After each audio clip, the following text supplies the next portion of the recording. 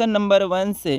Question number 1 दिया है, कह रहा है यदि a बराबर 2, उसके बाद आगे कहा है o बराबर 30 और आगे कहा है x बराबर 48, तो एस ए डब्ल्यू का मान क्या होगा, ये प्रश्न पूछा है दोस्तों।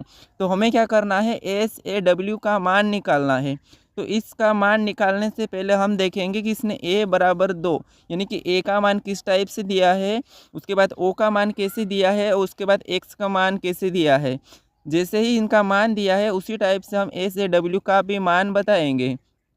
तो चलिए दोस्तों, आप है ना हर किसी प्रश्नों को खुद से भी सोल्व करने का ज़रूर कोशिश करेगा ताकि आपकी प्रैक्टिस ज़्यादा अच्छी हो जाए, ठीक है।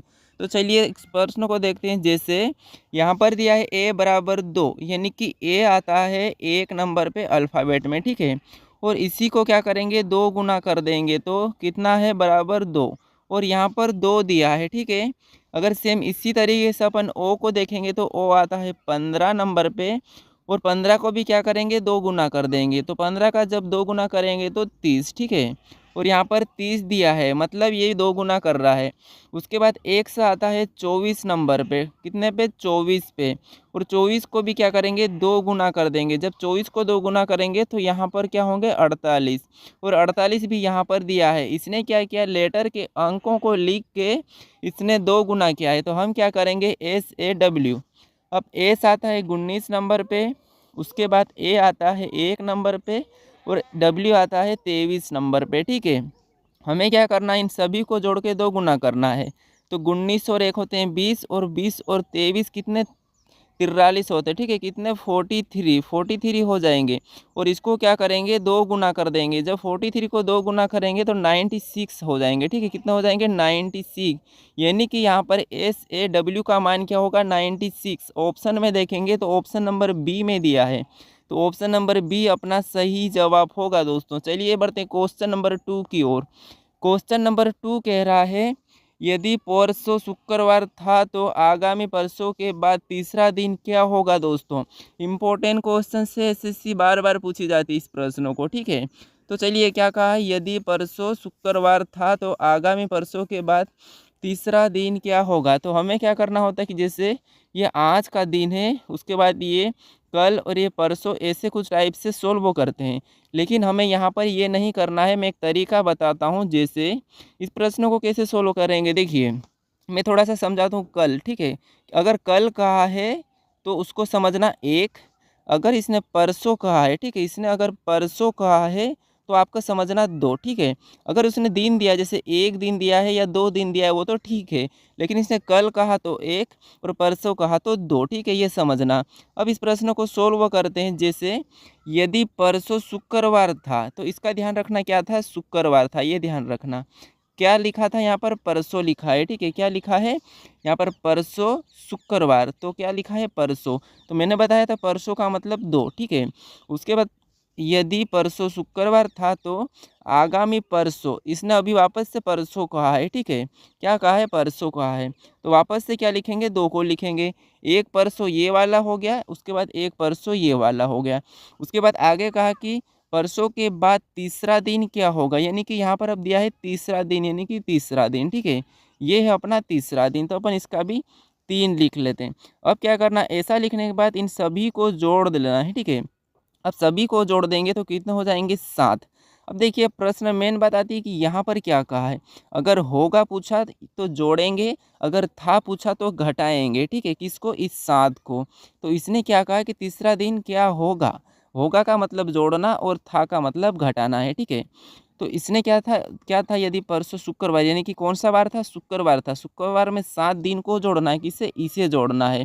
तो जब इसे जोड़ेंगे तो शुक्रवार में 7 जोड़ेंगे तो यही दिन आएगा वापस से, शुक्रवार। और शुक्रवार ऑप्शन में देखेंगे तो ऑप्शन बी में दिया है, तो ऑप्शन बी अपना सही जवाब होगा। इस टाइप का प्रश्न आगे और देखने को मिलेगा, वहाँ पर आप खुद से भी सोल्व करने का कोशिश करिएगा। इसको वीडियो को पीछे करके समझ लीजिएगा, ठीक है। चलिए बढ़ते हैं क्वेश्चन नंबर 3 की ओर। क्वेश्चन नंबर 3 दिया है, उस आकृति का चयन करें जो निम्नलिखित श्रेणियों के बीच के संबंध को सर्वोत्तम ढंग से निरूपित करती है, यानी कि करती हो। तो हमें क्या दिया है यहाँ पर, गेहूं दिया है, उसके बाद अनाज दिया है, प्याज दिया है और मक्का दिया है।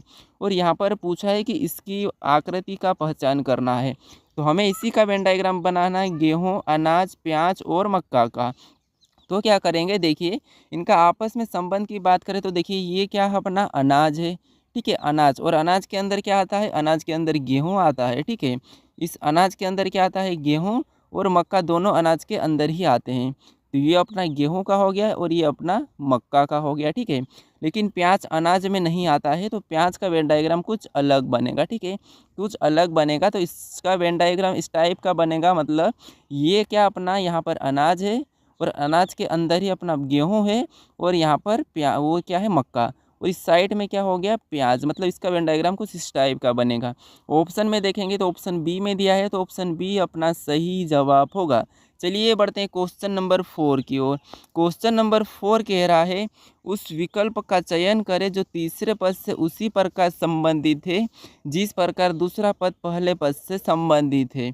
दोस्तों यहाँ पर प्रश्न क्या कहा है कि जिससे पहला पद क्या दिया है, दूसरे पद से संबंधित है, तो यहाँ पर तीसरे पद का चौथे पद से बताना। जैसे माता का संबंध बच्चे से है, यानी कि बच्चा, तो आपको यहाँ पर बताना है बादल का। दोस्तों आपको वीडियो कैसा लगा है ज़रूर बताएं मुझे कमेंट्स करके, ठीक है। और अगर अभी तक चैनल को सब्सक्राइब नहीं किया तो सब्सक्राइब ज़रूर करें। आपके ऊपर अच्छी सी कृपा बनी रहेगी और आप अच्छे से अंक प्राप्त करोगे एग्जाम में, ठीक है।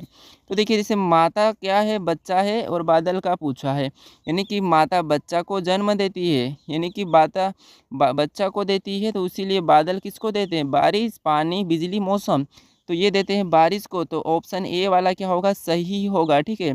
बारिश का संबंध किससे हो जाए, यानी कि बादल का किससे होगा, बारिश से होगा। तो ऑप्शन अपना ए वाला सही होगा। चलिए दोस्तों बढ़ते हैं क्वेश्चन नंबर 5 की ओर। क्वेश्चन नंबर 5 दिया है, उस विकल्प का चयन करें जो तीसरे पद से उसी प्रकार संबंधित है जिस प्रकार दूसरा पद पहले पद से संबंधित है। तो जैसे यहाँ पर PEN का दिया है 755, और यहाँ पर FOG का पूछा है। दोस्तों प्रश्न भले ही आपको सरल दिख रहा होगा लेकिन इम्पोर्टेंट है और कठिन भी है, तो इसे ध्यान से सोल्व करने का कोशिश करिएगा। अब देखिए यहाँ पर कैसे दिया था, PEN को 755, उसके बाद FOG को यहाँ पर पूछा है। तो हमें क्या करना है, सबसे पहले इससे पता करना है। अगर मैं P की बात करूँ तो P आता है 16 नंबर पे, और E आता है 5 नंबर पे, और N आता है 14 नंबर पे, ठीक है। अगर मैं इन सभी को जोड़ दूंगा तो मेरे पास 755 नहीं होंगे, क्योंकि ये बहुत ज़्यादा संख्या है। तो अब क्या करते हैं, देखिए ध्यान से, प्रश्न कुछ इस टाइप से भी सोल्व कर सकते हैं। तरीका समझने की कोशिश करिएगा। आप क्या करोगे, सबसे पहले तरीका समझने की कोशिश करना। अब तरीका क्या है, जैसे P आता है 16 नंबर पे, ठीक है, क्या आता है 16 नंबर पे, और E आता है 5 नंबर पे, उसके बाद N आता है 14 नंबर पे, ठीक है, कितने नंबर पे, 14 पे। अब देखिए अगर मैं आपस में जोड़ दूँ 1 और 6 को, तो यहाँ पर कितने होंगे, 7, और इस 5 को वैसा ही लिखूँ, ठीक है। उसके बाद यहाँ पर भी दो संख्या है, 1 और 4 यानी कि 14, तो इसको भी आपस में जोड़ दूँ मैं, तो 1 और 4 होते हैं 5, तो इस 5 को यहाँ पर लिखूँ। अब देखिए यहाँ पर अपने पास कितने 755 निकल गए, ठीक है, यानी कि यहाँ पर 755 दिया है। सेम इसी तरह से करेंगे तो F आता है 6 नंबर पे, O आता है 15 नंबर पे, ठीक है, उसके बाद G आता है 7 नंबर पे। अब सिंगल को तो सिंगल ही लिखें, जो 2 है उससे प्लस कर लेंगे, तो 1 और 5 होते हैं 6, और 7 का 7 ही लिखेंगे। मतलब यहाँ पर कितने होंगे, 667, यानी कि 667 यहाँ पर ऑप्शन में देखेंगे तो ऑप्शन डी में दिया है, तो ऑप्शन डी अपना सही जवाब होगा, ठीक है। क्या किया था इसने, यहाँ पर P 16 पे था तो इसने 1 और 6 को जोड़ दिया, यानी कि सिंगल बना लिया है, ठीक है। और यहाँ पर भी सिंगल किया और यहाँ पर सिंगल किया, तो अपन ने भी यहाँ पर सिंगल किया। सभी को सिंगल करने पर अपने पास 6 6 7 निकल के आया, तो ऑप्शन डी में दिया था, तो ऑप्शन डी सही जवाब होगा। चलिए दोस्तों बढ़ते हैं क्वेश्चन नंबर 6 की ओर। क्वेश्चन नंबर 6 दिया है, दिए गए विकल्पों में से लुप्त पद चुनकर श्रृंखला को पूरा करें। यहाँ पर श्रृंखला दिए AZZ, BBYY, CCXXX, ठीक है। तो इस श्रृंखला को पूरा करना है। तो दोस्तों सबसे पहले एक एक लेटर को देखेंगे। जैसे यहाँ A दिया है सिंगल, फिर यहाँ पर 2 B दिया है, ठीक है। उसके बाद आगे दिया है C, लेकिन 3 C दिया है, तो आगे आना ही चाहिए 4 D, ठीक है। क्या आना चाहिए, 4 D, तो श्रृंखला अपनी क्या हो जाएगी, पूरी हो जाएगी, ठीक है। ये तो 4 D हो गया। उसके बाद यहाँ पर जैसे 2 Z दिया है, ठीक है, क्या दिया है, 2 Z, लेकिन आगे क्या Y 3 दिया है। उसके बाद X 4 दिया है, तो इससे X के पीछे क्या आता है, यहाँ पर W, तो यहाँ पर कितने W होना चाहिए, 5W। अब ऑप्शन में देखेंगे 4D और 5W, तो यहाँ पर 4D 1 2 3 4D यहाँ पर दिया है और 1 2 3 4 5W यहाँ पर दिया है। मतलब ऑप्शन सी वाला अपना सही जवाब होगा दोस्तों। दोस्तों आप चैनल को ज़रूर सब्सक्राइब कर लीजिएगा। देखो ये दोस्तों, आप पे भगवान की कृपा बनी रहेगी और आप अच्छे अंक प्राप्त करोगे एग्जाम में, ठीक है। ये मैं गारंटी देता हूँ कि आप एग्जाम में अच्छे अंक प्राप्त करोगे। तो क्या करोगे, आप चैनल को ज़रूर सब्सक्राइब करिएगा, ठीक है। चलिए बढ़ते हैं क्वेश्चन नंबर 7 की ओर। क्वेश्चन नंबर 7 दिया है, दर्पण में घड़ी के प्रतिबिंब में 3:15 दिखाई देता है, सही समय क्या होगा, ये दिया है। अगर मैं क्या करूं, दर्पण में घड़ी को देखूं तो यहाँ पर कितना दिखाई देता है, 3:15 दिखाई देता है। तो सही क्या दिखेगा, तो जब भी आपको दर्पण प्रतिबिंब का प्रश्न पूछेगा तो आपको क्या करना है, 11:60 यानी कि 60 में से घटाना है, ठीक है। क्योंकि अभी तक आपने 60 मिनट तो देखा नहीं होगा, लेकिन 60 में से घटाना है। और किस समय को घटाने, जो समय दिया है, तो समय दिया है 3:15 दी है। क्या दिए, 3:15, तो इसे घटा लेंगे, 10 में से 5 जाएंगे तो 5 और 5 में से 1 तो 4, ठीक है। यहाँ पर 45 हुआ। उसके बाद 11 में से 3 जाएंगे तो 8, तो यहाँ पर कितना निकल के आया अपने पास, 8:45। 8:45 को ऑप्शन में चेक करेंगे तो ऑप्शन ए में दिया है, तो ऑप्शन ए वाला अपना सही जवाब होगा, ठीक है। चलिए बढ़ते हैं क्वेश्चन नंबर 8 की ओर। क्वेश्चन नंबर 8 दिया है, यदि प्लस का अर्थ गुणा, ठीक है, उसके बाद गुणा का अर्थ भागित और भागित का अर्थ माइनस, माइनस का अर्थ प्लस हो तो निम्नलिखित अभिव्यक्ति, ठीक है, अभिव्यक्ति का मान ज्ञात मतलब क्या होगा, ठीक है।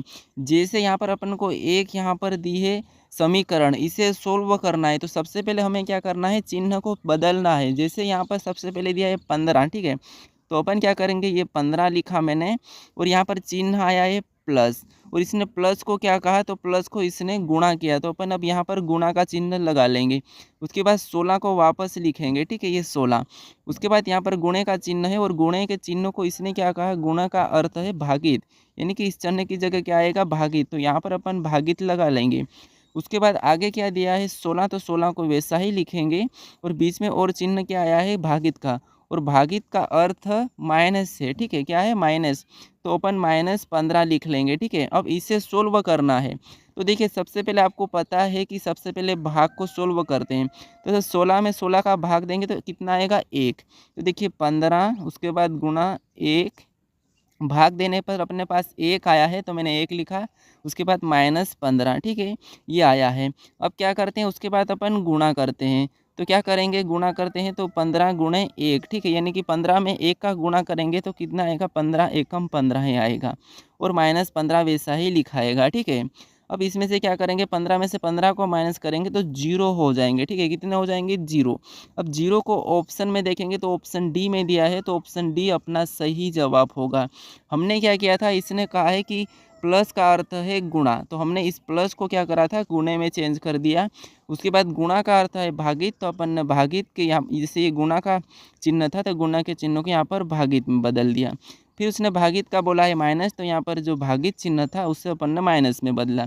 ऐसे बदलने के बाद अपने पास ये समीकरण बनी थी, इसे सोल्व किया, सबसे पहले भागित को सोल्व किया तो 1 आया, ठीक है, 1 आया।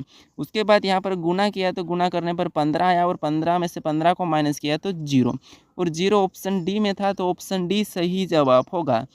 चलिए बढ़ते हैं क्वेश्चन नंबर 9 की ओर। क्वेश्चन नंबर 9 दिया है, यदि, ठीक है, यदि c बराबर 24, ई वाई ई यानी कि ई बराबर यहाँ पर 46, तो यहाँ पर पूछा है एफ ओ एक्स फोक्स का, ठीक है। तो हमें क्या करना है, फोक्स का पूछा है तो अभी इस टाइप का प्रश्न अपन ने पहले वाले प्रश्न को ही सोल्व किया था, ठीक है, तो उसी टाइप का प्रश्न है, बस थोड़ी सी वैल्यू चेंज है। तो क्या करना है, इसने सी को क्या लिखा है, 24 लिखा है, लेकिन सी तो 3 नंबर पे आता है, ठीक है, तो इसने 24 कैसे लिखा है, तो देखिए सी कितने नंबर पे आता है, 3 नंबर, लेकिन सी का विपरीत कौन सा लेटर है, तो आपको पता है सी का विपरीत है एक्स, और एक्स आता है 24 नंबर पे, तो इसने इसी 24 को लिखा है, ठीक है। तो हमें क्या करना है, विपरीत पता करना है। अब जैसे यहाँ पर ई है तो इसका विपरीत क्या है, वी है, और वाई का विपरीत क्या है, तो वाई का विपरीत है बी, और उसके बाद यहाँ पर ई का विपरीत क्या है, वी है। ठीक है, ये क्या है, विपरीत लेटर है।